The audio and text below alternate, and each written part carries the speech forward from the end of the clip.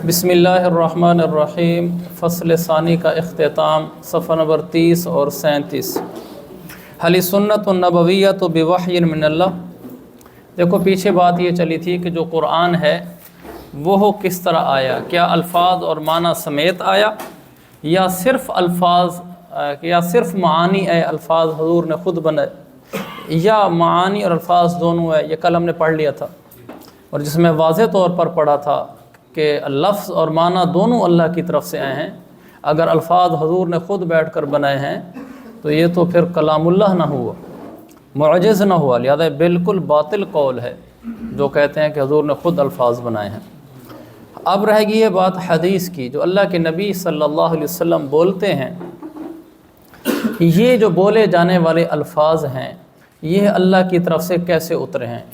क्या लफ्ज़ और माना दोनों उतरे हैं या सिर्फ़ माना उतरा है, इसकी क्या हकीकत है वो बता रहे हैं। कल कुरान था और आज सुन्नत का तज़किरा है। हली सुन्नत नबविय्यत बिवह्यिन मिनल्लाह, कि सुन्नत नबविया यानी हदीस नबवी अल्लाह की तरफ से वही होती है जिस तरह कुरान वही होता है। तक़द्दम मअना अन कुरान अल करीम कलामुल्लाह, ये बात तो पहले गुज़र चुकी है कि कुरान करीम अल्लाह का कलाम है। इसका मतलब ये कि लफ्ज़ और माना ये दोनों अल्लाह की तरफ से हैं और जिब्रील या हज़रत मोहम्मद मुस्तफ़ा सल्लल्लाहु अलैहि वसल्लम का इसमें कोई किरदार नहीं, कोई दखल नहीं सिवाय अल्लाह की तरफ से पहुँचाने के। जिब्रील ने भी अल्लाह की तरफ से हुज़ूर को पहुँचाया, हुज़ूर ने फिर हमारे तक पहुँचाया। इन हस्तियों ने सिर्फ़ आगे पहुँचाया है, बाकी इनका लफ्ज़ या माना के बनाने में कोई दखल नहीं है।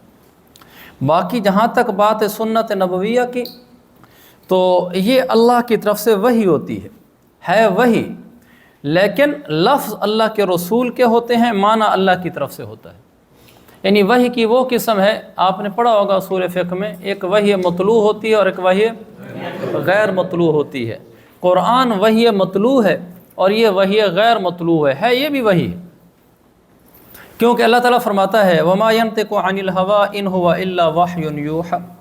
अल्लाह के नबी नहीं बोलते ख्वाहिश से, नहीं होता अल्लाह के नबी का कलाम मगर एक वही जो आपकी तरफ भेजी जाती है। लफ्ज़ी तर्जुमे के मैंने कि आप जो भी बोलते हैं ना वो अल्लाह की तरफ से वही होती है, आपकी अपनी तरफ से नहीं बोल रहे होते।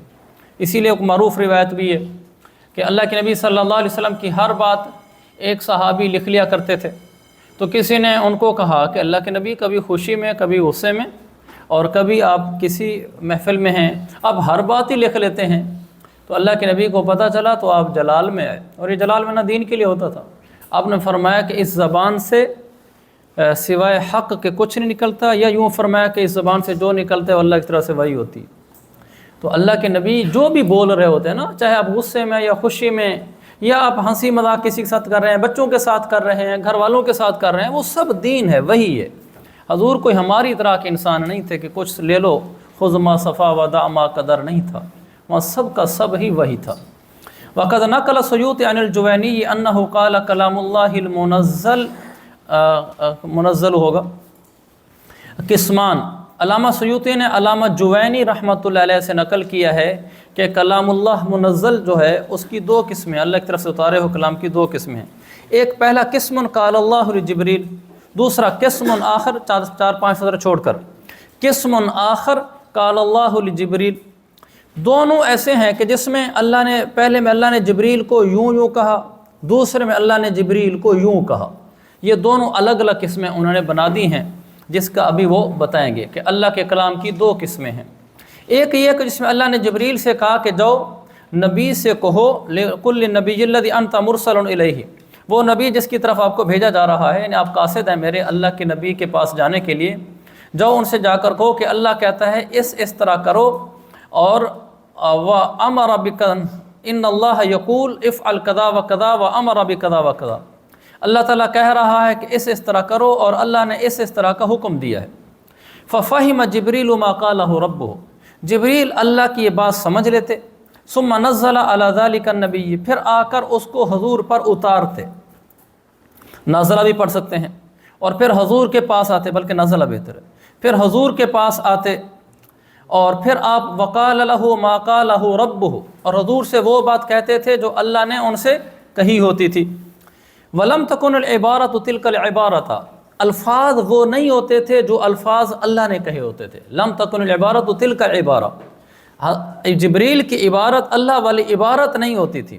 جیسے اس کی مثال کما یقول الملک لمن یثق بہ، جیسا کہ بادشاہ اپنے قابل اعتبار شخص سے کہے، من یثق بہ، جس پر بادشاہ اعتماد کرتا ہو. جیسا کہ بادشاہ اپنے با اعتماد آدمی سے کہے کہ فلاں کو جا کر کہو کہ بادشاہ کہہ رہا ہے تمہیں یہ والی بات کہہ رہا ہے. اجتہد فی الخدمہ، اپنی ڈیوٹی میں محنت سے کام لے. وجمع جندک للقتال، اور اپنے لشکر کو جنگ کے لیے اکٹھا کر لے، یعنی سستی نہ کر اور لشکر اکٹھا کر اور لڑ. یہ لیکن جملہ یہ ہے اجتہد فی الخدمہ وجمع جندک للقتال. فإن قال الرسول، اگر وہ قاصد جا کر یوں کہے کہ بادشاہ آپ سے یہ کہہ رہے لا تتہاون فی خدمتی، جو میری خدمت میری ڈیوٹی پر تو مقرر ہے اس میں سستی نہ کرنا. ولا تترک الجند یتفرق، لشکر کو بکھرنے سے بچانا. وحثهم علی القتال، وحثهم علی القتال، اور ان کو لڑائی پر ابھارنا. تو میں کہہ رہا تھا حثهم علی القتال، ان کو لڑائی پر ابھارو. بادشاہ نے یہ الفاظ کہے تھے اجتہد فی الخدمہ وجمع جندک للقتال، اس نے جا کر یہی بات آگے دوسرے لفظوں میں کہہ دی. بات تو ایک ہی ہے. لا ينسب الی کذب ولا تقصیر، اس آدمی کی یہ بات وہ جو قاصد نے جا کر کہی ہے وہ جھوٹ اور کوتاہی کی طرف منسوب نہیں کی جائے گی. یہ میں نے عرض کیا کرتا ہوں اکثر کہ جس کتاب سے انہوں نے عبارت نقل کی ہے وہ کتاب بھی دیکھنی چاہیے. کل انہوں نے نقل کیا تھا مناہل العرفان سے. مناہل العرفان سے میں نے آپ کو دکھلایا اور میں نے وہاں سے کھول کر دیکھا وہاں کی عبارت اور یہاں ہماری کتاب کی عبارت ایک ہی جیسی تھی. لیکن آج انہوں نے نقل کیا ہے الاتقان فی علوم القرآن سے. دیکھو قد نقل سیوط عن الجوینی، اوپر یہاں پڑھا، نیچے حاشیہ دیا ہو نا، الاتقان 89/1. یہ میرے پاس بھی وہی نسخہ ہے جس میں 89 صفحہ نمبر ہے. یہ النوع السادس عشر فی کیفیت انذار المسئلہ الثانیہ، اس کے نیچے لکھا ہے وقال الجوینی کلام اللہ المنزل قسمان قسم قال اللہ لجبریل. بالکل وہی عبارتیں چل رہی ہیں، لیکن یہاں پر آ کر انہوں نے عبارت یہاں ختم کی ہے لا ينسب الی کذب ولا تقصیر، اور یہاں انہوں نے ختم کی ہے لا ينسب الی کذب ولا تقصیر فی اداء الرسالہ. آگے یہ الفاظ بھی ہیں، لہذا یہ الفاظ اگر یہاں ہوتے تو مفہوم زیادہ واضح ہوتا. اصل کتاب کی طرف مراجعت ضروری بھی ہوتی ہے، مفید بھی ہوتی ہے. اگر وہ یہ بات کہہ دیتا ہے پیغام پہنچاتے ہوئے کہ بادشاہ یوں کہہ رہے لا تتہاون فی خدمتی، تو اس پیغام کے پہنچانے میں اس کو جھوٹ اور کوتاہی کی طرح منسوب نہیں کیا جائے گا. ایسے ہے نا، صحیح بات کی ہے. آپ کو جو استاد کہتے ہیں جاؤ فلاں لڑکے کو یہ کہے ہو یا فلاں کو یہ کہے ہو، اب من عن وہی حرف تو نہیں بول کے رہتے، آگے پیچھے ایک لفظ ہو جاتا ہے تو کسی نے نہیں کہا یار جھوٹ بول کر آیا تھا. یہ جھوٹ نہیں کہا جاتا. تو ایک قسم وہ ہے جس میں جبریل کو یوں کہا گیا کہ اللہ کے نبی کو یہ پیغام دو، جبریل نے اس کو سمجھ لیا، انہی کو اپنے الفاظ میں بیان کر دیا اور حضور نے آگے بیان کر دیا. یہ سنت نبویہ ہے. دوسری قسم کیا ہے؟ قال اللہ لجبریل اقرأ علی النبی ھذا الکتاب، اللہ نے جبریل سے کہا جاؤ اللہ کے نبی کے سامنے یہ کتاب پڑھو، یعنی یہ خط پڑھو. یہاں کتاب ہی مراد ہے، نہیں یہ کتاب پڑھو.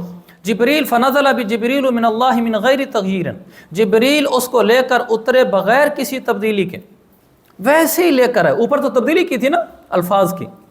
کما، اب اس کی مثال دے رہے ہیں، کما یکتب الملک کتابا ویسلمہ الی امین ویقولہ اقرأہ علی فلان، جیسا کہ بادشاہ کوئی خط لکھتا ہے، یہاں کتاب کا خط ہے، بادشاہ کوئی خط لکھتا ہے اور اس کو قابل اعتبار آدمی کے حوالے کرتا ہے اور اسے یوں کہتا ہے اپنے قابل اعتبار آدمی کو اقرأہ علی فلان، یہ فلاں شخص کے سامنے جا کر خط یہ والا پڑھو. یہاں انہوں نے ختم کر دی، لیکن آگے یہاں لکھا ہوا ہے اور یہ لکھنا ضروری ہے. وَيَقُولُ اقرأہ علی فلان فَهُوَ لَا يُغَيِّرُ مِنْهُ كَلِمَةً وَلَا حَرْفًا، وہ آتا ہے اور اس خط میں سے ایک حرف لفظ بھی تبدیل نہیں کرتا. تو یہ دوسری قسم ہے. دونوں طرح دنیا میں رائج ہے. پہلی قسم یہ کہ بادشاہ اپنے قاصد کو کہتا ہے جو میرے فلاں سپہ سالار کو یہ پیغام دو کہ لشکر اکٹھا کرو جنگ کے لیے.